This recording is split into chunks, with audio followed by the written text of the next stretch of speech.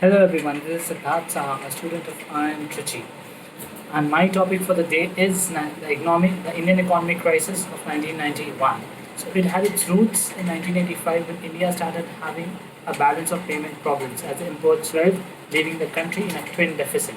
That is, the Indian trade balance was in a deficit at a time when the government was already running on a large fiscal deficit.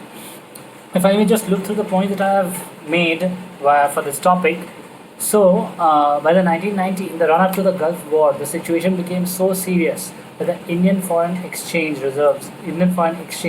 could barely finance 3 weeks import, 3 weeks worth of imports. While the government was already close to defaulting on all its financial obligations. By July that year, the low reserves had led to a sharp depreciation of the Indian rupee,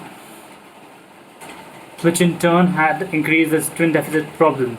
And the Chandrasekhar government, the then Prime Minister Chandrasekhar government, could not pass the bill in the February of 1991.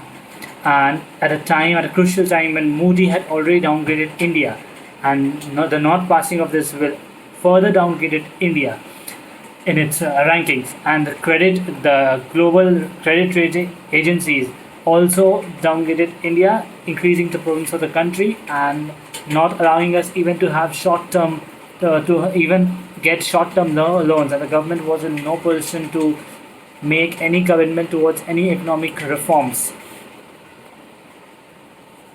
So the World Bank and the IMF had also stopped the assistance, leaving the government with no option rather than to mortgage the country's gold reserves to get loans from outside. And then this led to the Indian government to airlift national gold reserves from here to those banks abroad in London and England and Switzerland. We had to do this to have a large conditional bailout from the International Monetary Fund and the World Bank in exchange for a loan to cover our BOP debts. This led to the liberalization of the Indian economy, as one of the conditions stipulated in the contract with the World Bank was that India had to open its market for foreign companies to come in and compete here with our companies, including state-owned enterprises. Now, what led to this crisis? This crisis was due to currency overvaluation. So, if I may just look through my points, it says that the current the currency evaluation, the current account deficit, and of course, investor confidence also played a significant role in the sharp depreciation of the INR, of the Indian rupee. So the economic crisis was primarily due to the large and growing imbalances over the 1980s. During the mid-80s, India started having BOP problems.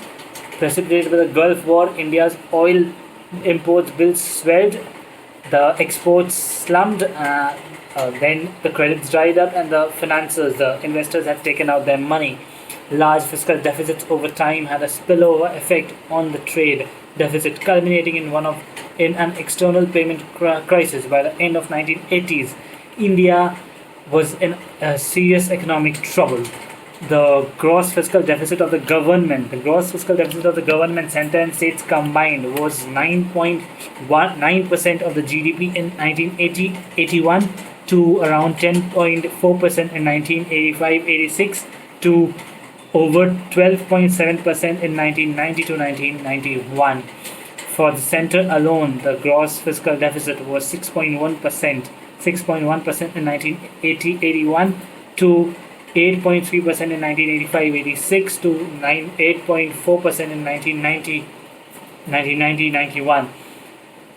So this was a grave problem for us, since these deficits had to be met with borrowings. The internal debt of the government accumulated rapidly, rising from 35% of the GDP in 1980-81 to 53% to over 53% in 1980-81. The foreign exchange reserves had dried up to the point that India could barely finance 3 weeks worth of imports.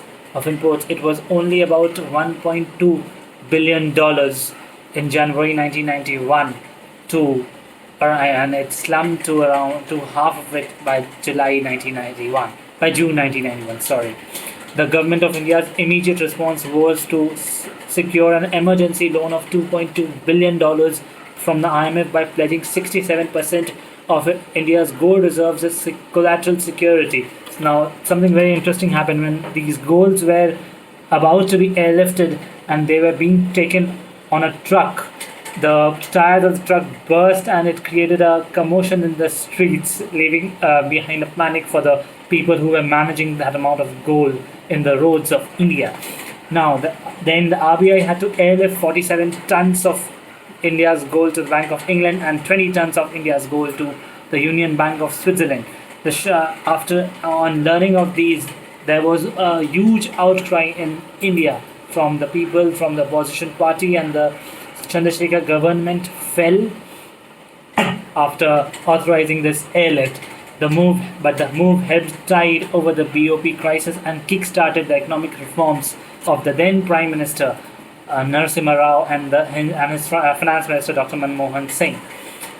The program of economic policy which was put in place in 1991 had but amazing results, increasing and improving the quality of life in India. The Indian GDP finally rose from $266 billion to over $3